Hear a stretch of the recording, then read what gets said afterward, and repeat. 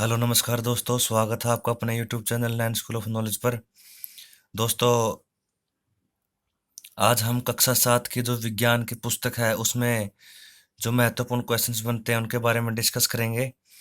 तो आइए शुरू करते हैं। भोजन के घटक जैसे कार्बोहाइड्रेट्स, प्रोटीन, वसा, विटामिन एवं खनिज जो हमारे शरीर के लिए आवश्यक है उन्हें क्या कहते हैं? पोषक कहते हैं। जो संजीवों द्वारा भोजन ग्रहण करने एवं इसके उपयोग की विधि को पोषण कहते हैं। पोषण की वह विधि जिसमें जीव अपना भोजन समय संश्लेषित करते हैं वो तो स्वपोषण कहलाती है। ऐसे पादप को स्वपोषी कहते हैं, यानी कि जो जीव या पादप अपना भोजन स्वयं बना लेते हैं ना, उन्हें स्वपोषी कहते हैं। जंतु एवं अधिकतर अन्य जीव पादपों द्वारा संश्लेषित भोजन ग्रहण करते हैं, उन्हें विषमपोषी कहते हैं। कोशिका क्या है? यह सूक्ष्म इकाई होती है जिससे संजीवों का शरीर बनता है। कोशिका एक पतली बाह्य संरचना द्वारा घिरी होती है जिसे कोशिका झिल्ली कहते हैं। इसमें केंद्रक में स्थित एक सुस्पष्ट संरचना भी होती है जो केंद्रक कहलाती है। केंद्रक चारों ओर से जेली के समान एक पदार्थ से घिरा होता है जिसे कोशिका द्रव्य कहते हैं। पौधों की पत्तियों में एक हरा वर्णक होता है जिसे क्लोरोफिल कहते हैं। कार्बोहाइड्रेट्स पत्तियों में मंड या स्टार्च के रूप में संचित होता है। शैवाल प्रकाश संश्लेषण द्वारा अपना भोजन बनाते हैं। प्रकाश संश्लेषण प्रक्रम द्वारा पादप कार्बोहाइड्रेट्स का संश्लेषण करते हैं। जो कीटभक्षी पादप क्या होते हैं? कीटों का भक्षण करने वाले पादपों को कीटभक्षी पादप कहते हैं। इसके उदाहरण हैं वीन्स फ्लाई ट्रैप तथा संड्रियो कीटभक्षी। लाइकेन क्या होता है? कवक प्लस में शैवाल। अमरबेल उदाहरण है परजीवी का। कीटों को पकड़कर अपना आहार बनाने वाले पादप का नाम गठपर्णी यानी पीचर पादप। पादप के किस भाग द्वारा प्रकाश संश्लेषण हेतु वायु से कार्बन डाइऑक्साइड ली जाती है? रंध्र। वायुमंडल से मुख्यतः जिस भाग द्वारा पादप कार्बन डाइऑक्साइड प्राप्त करते हैं वह क्या है? पत्तियां। जटिल खाद्य पदार्थों का सरल पदार्थों में परिवर्तित होना या टूटना क्या कहलाता है? विखंडन। तथा इस प्रक्रम को पाचन कहते हैं। लाला रस यानी कि लार चावल के मंड को शर्करा में बदल देता है। अमाशय छोटी मोटी भित्ति की चपटी और जे की आकृति वाली थैलीनुमा संरचना है। अक्षुद्रांतर छोटी आंत की लंबाई होती है 7.5 मीटर। यकृत गहरे लाल भूरे रंग की ग्रंथि है। यह शरीर की सबसे बड़ी ग्रंथि है। यह पीत रस स्रावित करती है जो एक थैली में संग्रहित होता है। इसे पित्ताशय कहते हैं। पीत रस वसा के पाचन में महत्वपूर्ण भूमिका निभाता है। जो अग्नाशय है इसमें यह हल्के पीले रंग की बड़ी ग्रंथि है। इसमें से अग्नाशय का रस निकलता है। क्षुद्रांत्र यानी कि छोटी आंत की आंतरिक भित्ति पर अंगुली के समान उभरी हुई संरचनाएं होती हैं जिन्हें क्या कहते हैं? दीर्घरोम अथवा रसांकुर। बृहदांत्र यानी कि बड़ी आंत की लंबाई कितनी होती है? 1.5 यानी 1.5 मीटर। जंतु घास को जल्दी जल्दी निगलकर अमाशय के एक भाग में भंडारित कर लेते हैं। यह भाग क्या कहलाता है? रुमेन यानी प्रथम अमाशय। रुमेन में भोजन का आंशिक पाचन होता है जिसे जुगाल या कड कहते हैं। घास में सेलुलोज की प्रचुरता होती है। रोमथन या जुगाली करने वाले जंतु कहलाते हैं रूमिनेंट अथवा रोमंथी। एक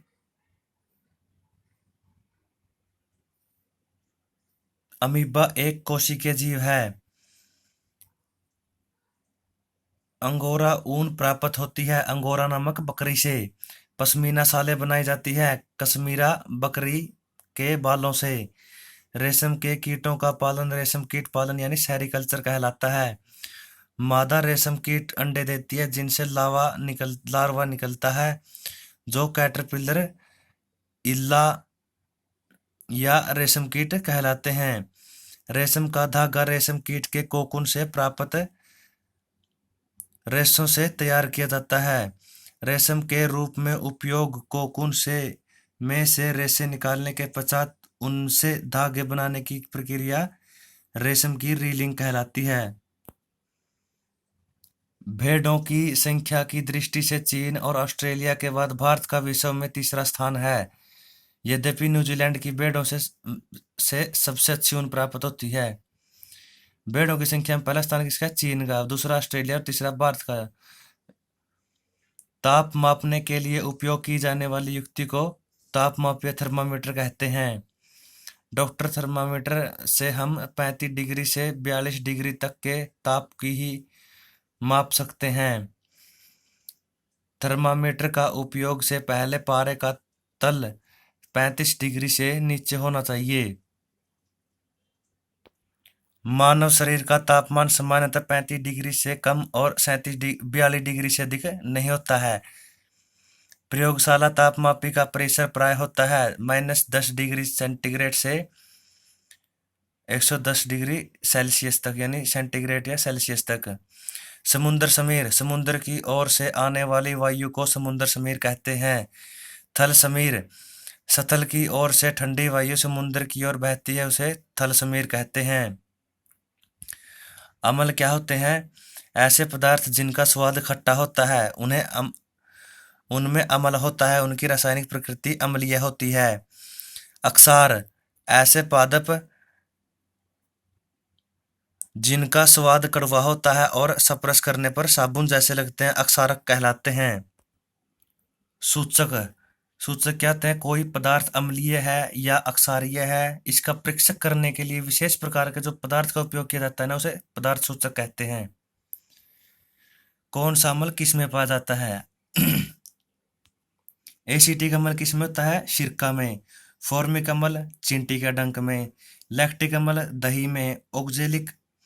ऑक्सैलिक अम्ल पालक में। साइट्रिक अम्ल नींबू कुल के सिट्रस फल जैसे संतरा, आंवला में। एस्कॉर्बिक अम्ल विटामिन सी में जो खट्टे पदार्थ होते हैं उनमें जैसे आंवला और सिट्रस फल। टार्टरिक अम्ल होता है इमली में, अंगूर में और कच्चे आम में। अक्षारक कौन कौन से होते हैं? कैल्शियम हाइड्रोक्साइड क्या किस में होता है? चूने का पानी में। अमोनियम हाइड्रोक्साइड खिड़की का कांच आदि साफ करने के लिए यूज किया जाता है। सोडियम हाइड्रोक्साइड, पोटेशियम हाइड्रोक्साइड किस में होता है? साबुन में। मैग्नीशियम हाइड्रोक्साइड दूधिया मैग्नीशियम यानी कि मिल्क ऑफ मैग्नीशिया में। लिटमस क्या होता है? यह एक प्राकृतिक रंजक है। इसे लाइकेनो यानी सैक से निष्कासित किया जाता है। आसुत जल में इसका रंग मोव यानी नील सोन होता है। जब इसे अम्लीय विलयन में मिलाया जाता है तो यह लाल हो जाता है और अक्षारीय विलयन में मिलाया जाता है तो नीला हो जाता है। ऐसे विलयन जो लाल अथवा नीले लिटमस पत्थर के रंग को परिवर्तित नहीं करते उदासीन विलयन कहलाते हैं, यानी कि न तो ये अम्लीय होते हैं और न ही अक्षारीय। जब कार्बन डाइऑक्साइड को चूने के पानी में प्रवाहित किया जाता है तो कैल्शियम कार्बोनेट बनता है, जिसे चूने का पानी दूधिया हो जाता है। जैसे CO2 प्लस में CaOH2 is equal to CaCO3 plus में H2O। पवन का वेग बढ़ने से वायुदाब वास्तव में कम हो जाता है। पवन सदैव अधिक वायुदाब वाले क्षेत्र से कम वायुदाब वाले क्षेत्र की ओर गति करती है। वायुदाबों के बीच जितना अधिक अंतर होगा पवन का वेग उतना ही अधिक होगा। गर्म वायु ठंडी वायु की अपेक्षा हल्की होती है। जल धारण क्षमता सबसे अधिक होती है मृण्मय मृदा में। तड़ित झंझावात क्या होता है? गिरती हुई जल की बूंदें और तीव्र वेग से ऊपर उठती हुई वायु की परस्पर क्रिया से तड़ित कौंधती है, यानी बिजली कौंधती है, जिसे ध्वनि उत्पन्न होती है। इसी घटना को हम तड़ित झंझावात कहते हैं। चक्रवात के नाम। अमेरिका में चक्रवात को क्या कहते हैं? अमेरिका महाद्वीप में हरिकेन, फिलीपींस और जापान में टाइफून। तड़ित गर्जन का कौंध 4 लाख किलोमीटर पर हावर से भी अधिक वेग से चलती है। मृदा में उपस्थित सड़े गले जैव पदार्थ क्या कहलाते हैं? ह्यूमस। ह्यूमस मृदा को उर्वर बनाता है और पादपों को पोषण प्रदान करता है। सेल कणों और ह्यूमस का मिश्रण क्या कहलाता है? मृदा। यदि मृदा में बड़े कणों का अनुपात अधिक होता है तो क्या कहलाती है? बलुई मृदा कहलाती है। और यदि बारीक कणों का अनुपात अधिक होता है तो क्या कहलाती है? मृण्मय मृदा। और मृण्मय मृदा में जल धारण करने की क्षमता सबसे अधिक होती है। यदि बड़े और छोटे कणों का मिश्रण लगभग समान है तो वह क्या कहलाती है, दुमटी मृदा। पादपों को उगाने के लिए सबसे अच्छी शीर्ष मृदा दोमट मृदा है, यानी इसमें बड़े और छोटे कणों का अनुपात समान होता है। ग्लूकोज का विखंडन जीव की कोशिकाओं में होता है, जिसे क्या कहते हैं, कोशिकीय श्वसन कहते हैं। कोई व्यक्ति जो वयस्क विश्राम की अवस्था में 1 मिनट में औसतन 15 से 18 बार सांस लेता है, अंदर और बाहर निकालता है। अधिक व्यायाम करने से में श्वसन दर 25 बार प्रति मिनट तक बढ़ सकती है। ऑक्सीजन से समृद्ध वायु को शरीर के अंदर लेना अतः श्वसन और कार्बन डाइऑक्साइड से समृद्ध वायु को बाहर निकालना उत्सवसन कहलाता है। लाल रक्त कणिका यानी कि आरबीसी, जिन्हें लाल वर्णक होता है, जिनमें उसे कहते हैं हीमोग्लोबिन। हीमोग्लोबिन की उपस्थिति के कारण रक्त का रंग लाल होता है। धमनियां, यह हृदय से ऑक्सीजन समृद्ध रक्त को शरीर के सभी भागों में ले जाती है। इनमें शुद्ध रक्त होता है। रक्त प्रवाह तेजी से और अधिक दाब पर होता है, इसलिए धमनियों की दीवार मोटी और प्रत्यास्थ होती हैं। शिराएं क्या होती है, ये रक्त वाहिनियां जो कार्बन डाइऑक्साइड युक्त रक्त को शरीर के विभिन्न भागों से वापस हृदय में लाती है। इन शिराओं की भित्तियां अपेक्षाकृत पतली होती हैं। हृदय स्पंदन यानी कि धड़कन मापने वाला यंत्र कौन सा है, स्टेथोस्कोप। रक्त परिसंचरण की खोज की विलियम हार्वे ने। कोई वयस्क व्यक्ति सामान्यतः 24 घंटे में 1 से 1.8 लीटर मूत्र करता है। जल और पोषक तत्वों के परिवहन के लिए पादपों में जो संवहन उत्तक होता है उसे क्या कहते हैं, जाइलम यानी दारू उत्तक। भोजन को पादपों के सभी भागों में ले जाने वाले उत्तक को फ्लोएम या पोषवाह उत्तक कहते हैं। मछली अपशिष्ट पदार्थों के रूप में अमोनिया उत्सर्जित करती है, जो सीधे जल में घुल जाती है। पक्षी, कीट, छिपकली अर्धघन सेमी सॉलिड के रूप में यूरिक अम्ल का उत्सर्जन करते हैं। पुष्प पादप के जनन अंग होते हैं। पादप के जनन अंग क्या होते हैं, पुष्प। पादपों के जनन अंग की विधियां 2 प्रकार की होती हैं, अलैंगिक जनन और लैंगिक जनन।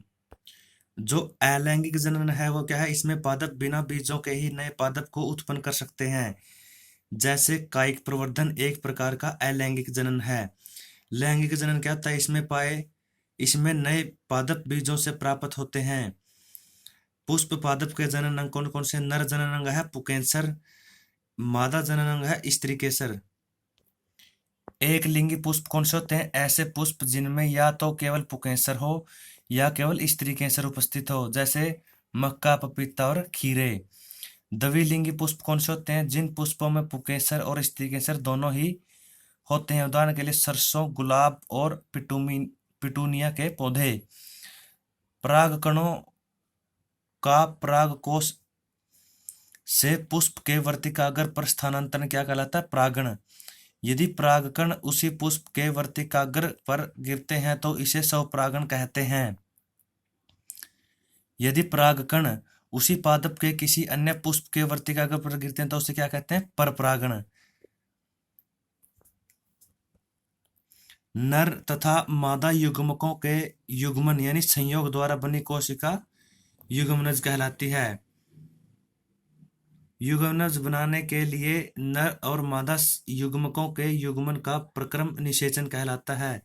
युग्मनज भ्रूण में विकसित होता है। परिपक्व होने पर अंडाशय विकसित हो जाता है फल में। बीजाणु उत्पन्न करने वाला एक पादप जीव है डबल रोटी का फफूंद। ब्रायोफिलम यानी पत्थर चट्टा अपने जिस भाग से जनन करता हुआ है पत्ती। चाल क्या होती है, किसी वस्तु द्वारा एकांक समय में तय की गई दूरी को हम उस वस्तु की चाल कहते हैं। चाल मतलब तय की गई कुल दूरी बटे में लिया गया समय। आवर्तकाल क्या होता है, सरल लोलक एक दोलन पूरा करने में जितना समय लगाता है उसे सरल लोलक का आवर्तकाल कहते हैं। समय का मूल मात्रक क्या है, सेकंड। चाल का मूल मात्रक मीटर पर सेकंड। उपग्रहों को पृथ्वी की कक्षा में प्रमोचित यानी छोड़ने करने वाले रॉकेट प्राय 8 किलोमीटर प्रति सेकंड तक की चाल प्राप्त कर लेते हैं। इसके विपरीत कछुआ कितनी चाल से चलता है, 8 सेंटीमीटर पर सेकंड की चाल से चल सकता है। एक माइक्रोसेकंड सेकंड का 10 लाखवां भाग होता है। एक नैनोसेकंड सेकंड का 1 अरबवां भाग होता है। वाहन द्वारा तय की गई दूरी को मापने वाले यंत्र को क्या कहते हैं? पथमापी यानी ओडोमीटर। विद्युत बल्ब का आविष्कारक यानी थॉमस अल्वा एडिसन। चम्मच का भीतरी पृष्ठ अवतल दर्पण की भांति कार्य करता है, जबकि इसका बाहरी पृष्ठ उत्तल दर्पण की भांति कार्य करता है। अंतर्राष्ट्रीय एल1 जल वर्ष मनाया गया 2003 को। उत्तल लेंस उस पर पड़ने वाले आपतित प्रकाश को अभिसरित यानी अंदर की ओर मोड़ना कर देता है, इसलिए इसे अभिसारी लेंस कहते हैं। अवतल लेंस है जो आपतित प्रकाश के अपसरित यानी बाहर की ओर मोड़ना करता है, अतः इसे अपसारी लेंस कहते हैं।